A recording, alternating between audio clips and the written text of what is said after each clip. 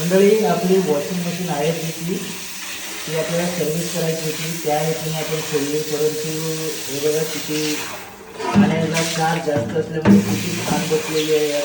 जो टब आहे आपला वॉशिंग मशीनचा टब, त्याला किती घाण बसलेली आहे. आणि हे जे आपले बंधू म्हणजे मेकॅनिकल जे आलेले आहेत ते मेहनत घेत आहेत ते साफसफाई करण्यासाठी. परंतु बघा किती क्षार आहेत, ते क्षार आहेत त्याच्यामुळे किती त्याला घाण बसलेली आहे. हे बघा वॉशिंग मशीन खोललेली, त्यातला टब काढलेला, एकदम घाण झाला होता हा टब. हा स्वच्छ धुवून घेतला, आता साफ केला. आपले मेकॅनिकल भाऊ आले त्यांनी आणि आता ते बसवत आहेत. हा टब बसवत आहेत ते. बघा फ्रंट लोडेड मशीन कशा पद्धतीने असते. तुम्ही पूर्ण मशीन पाहिलेली असेल पण खोललेली मशीन नसेल पाहिलेली, बघून घ्या. ही मशीनची बॅक साईड, फ्रंट लोड मशीनची बॅक साईड आहे. बघा बॅक साईडनं पण तुम्ही कधी पाहिला नसेल. हे बघू शकता मशीन कशा पद्धतीने असते. आपण फक्त वरूनच बघतो वॉशिंग मशीन, परंतु ती पूर्ण कशा पद्धतीने बनवलेली आहे हे बघा. ही बॅक साईड आहे. त्यानंतर तुम्हाला मी वरून दाखवतोय. हे बघा वरून हा वरचा भाग आहे आणि हा डिस्प्ले खोलून इथे ठेवलेला आहे. हा आपला टब, मशीनचा टब जो बाहेर काढला होता तो स्वच्छ साफ करून आणि परत फिट केलेला आहे. आता बाकी पुढचं काम ते करतायत. कशा पद्धतीने बनवलेलं आहे वॉशिंग मशीन बघा. हा जो रबर असतो हा वरचा रबर आहे.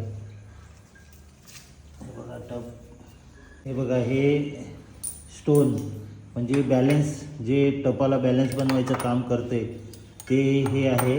ते फिट करतात बघा. ते कसं असते दगडाप्रमाणे वजन हे आहे ते स्टोन म्हणजे सांगायला गेलं तर दगड. आणि ते फिट करायला लावलं आहे आता टपाला बॅलेन्स बनवून ठेवण्यासाठी.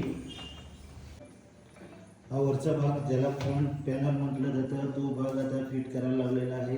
हे बघा, हे बघा हे पण स्टोनच आहे म्हणजे दगड. फक्त हा जो आपला टप आहे मधला त्याला बॅलेन्स बनवण्यासाठी एक खाली लावताना पाहिलं तुम्ही, हा वरचा आहे. हा वरचा आपल्याला तुम्ही बघत असाल एक चौरस कृती स्टोन म्हणजे दगड आणि टप दगड आतून. आणि हे बघा इकडे एक स्प्रिंग आहे, या साईडला एक स्प्रिंग आहे.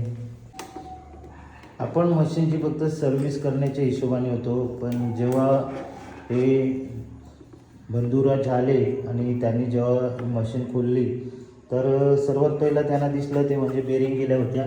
त्या बेरिंग गेल्या होत्या. हे बघा 2 बेरिंग, त्या बेरिंग आपण टाकलेल्या आहेत. त्यानंतर आता हे जे आहे ते वॉल खोलत आहेत. वॉलच आहे नाही, हे वॉल खोलत आहेत. ते म्हणतात म्हणजे टपामध्ये पाणी जमा होतो कधी कधी, त्यामुळे त्यांचं म्हणणं आहे वॉल गेलेला आहे. तर ते आता आपण बदलणार आहोत वॉल पण. हा वॉल जो आहे हा आपण मशीन घेतली तेव्हापासूनचा होता. आता हा खराब झालेला आहे आणि हा नवीन बघा, हा नवीन वॉल आहे ते घेऊन आलेले आहेत. हे बघा IFB केअरचे तर नवीन वॉल बसवतात आता आपण.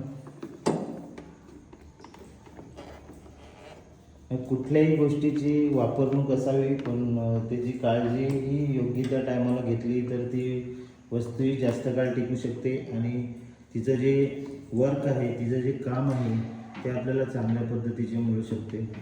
आता मी फक्त याच्यामध्ये होतो की फक्त मशीनची सर्व्हिसिंग करायची होती, परंतु जेव्हा खोललं गेलं तेव्हा या 2 गोष्टी आढळल्या, त्या करणं गरजेच्या होत्या. त्याच्यामुळे आपण त्या करून घेतोय.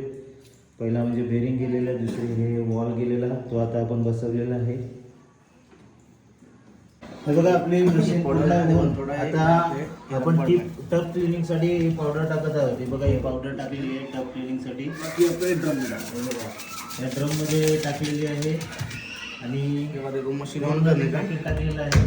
मतलब मशीन ऑन करके ना क्या है ना टप क्लीनिंग। हाँ टब क्लीनिंग। टेम्परेचर बटन को 3 सेकंड होल्ड करने का ऐसा। हाँ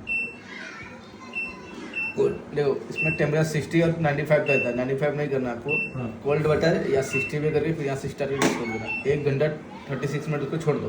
ओके या एक एक दो महीने में किया करो, ठीक है। ओके ठीक आहे. हे आपण बघितलं टप क्लिनिंग कसं करायचं त्यासाठी. आणि आता टप क्लिनिंगसाठी आपण टाकलेलं आहे मशीन पूर्ण फिट करून टप क्लिनिंगसाठी आपण चालू केलेलं आहे. पावडर टाकली आपण. हे बघा मी पावडर आहे